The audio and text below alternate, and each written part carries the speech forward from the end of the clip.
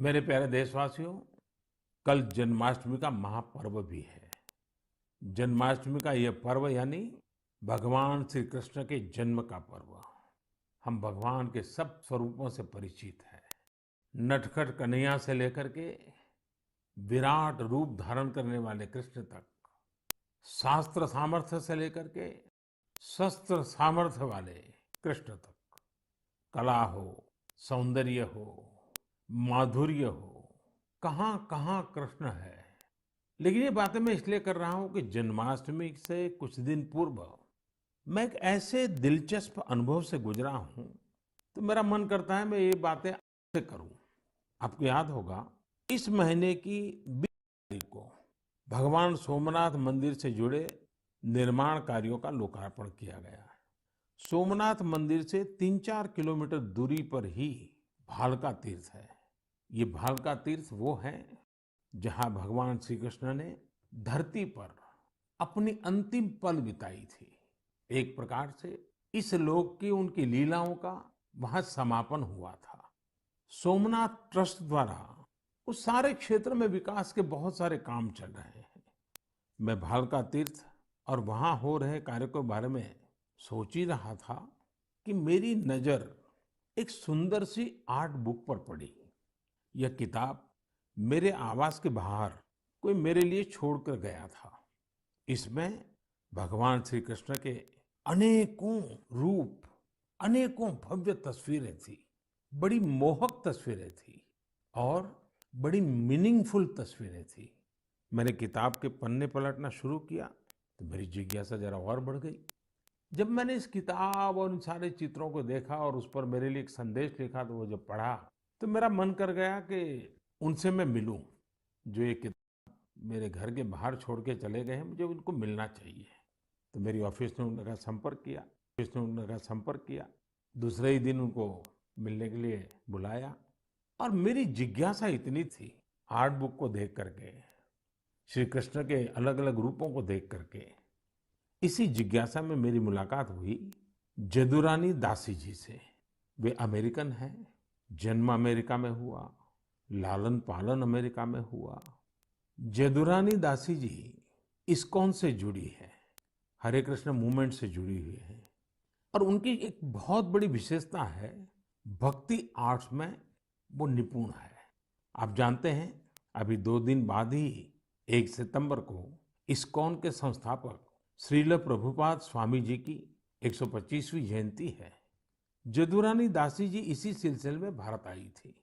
मेरे सामने बड़ा सवाल ये था कि जिनका जन्म अमेरिका में हुआ, जो भारतीय भावों से इतना दूर रही, वो आखिर कैसे भगवान श्री कृष्ण के मोहक चित्र बना लेती है। मेरी उनसे लंबी बात हुई थी, लेकिन मैं आपको उसका कुछ हिस्सा सुनाना चाहता हूँ। Jadurani ji, Hare Krishna. I have read a little about bhakti art, but tell our listeners more about it. Your passion and interest towards it is great. So, Bhakti Art, we have one article in the Bhakti Art Illuminations which explains how this art is not coming from the mind or imagination, but it's from the ancient Vedic scriptures like Brahma Samhita, Venum Karayani Patitam Skalitam Sikanda, from the Goswamis of Vrindavan, from Lord Brahma himself, Ishvara Paramakrishna Sachidananda Vigraha, how he carries a flute, how all of his senses can act for any other sense. And Srimad Bhagavatam, Baraha Bitang Natavaravapum Karnayo Karnikaram, everything. He wears a karnikar flower on his ear. He makes the impressions of his lotus feet all over the land of Vrindavan. The cowherd boys sing of his glories. His flute attracts the hearts and minds of all fortunate beings. So everything is from the ancient Vedic scriptures. And the power of the scriptures, which are coming from transcendental personalities, and the pure devotees who are bringing it, the art has their power, and that's why it's transformational. It's not my power at all. Jadurani ji, I have one different type of question for you. Since 1966, in a way, and from 1976 physically, you have been associated with India for long. Will you please tell me, what does India mean to you? Prime Minister Ji, India means everything to me. I was mentioning, I think, to the Honorable President a few days ago that India has come up so much in technical advancement and following the West very well with Twitter and Instagram and iPhones and big buildings and so much facility. But I know that that's not the real glory of India. What makes India glorious is the fact that Krishna himself, the Avatari, appeared here.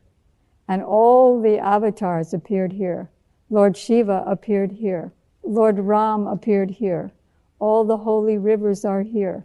All the holy places of Vaishnava culture are here. And so India, especially Vrindavan, is the most important place in the universe. Vrindavan is the source of all the Vaikuntha planets, the source of Dwarka, the source of the whole material creation. So I love India. Thank you Jadurani ji. Hare Krishna. साथियों, दुनिया के लोग जब आज भारतीय अध्यात्म और दर्शन के बारे में इतना कुछ सोचते हैं, तो हमारी भी जिम्मेदारी है कि हम अपनी इन महान परंपराओं को आगे लेकर जाएं। जो कालबाह्य है उसे छोड़ना ही है, लेकिन जो कालातीत है उसे आगे भी ले जाना है।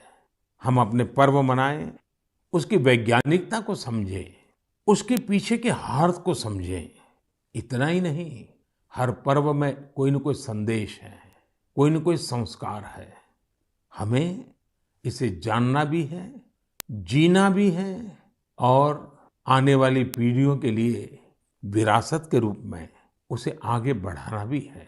मैं एक बार फिर सभी देशवासियों को जन्माष्टमी की बहुत बहुत शुभकामनाएं देता हूँ।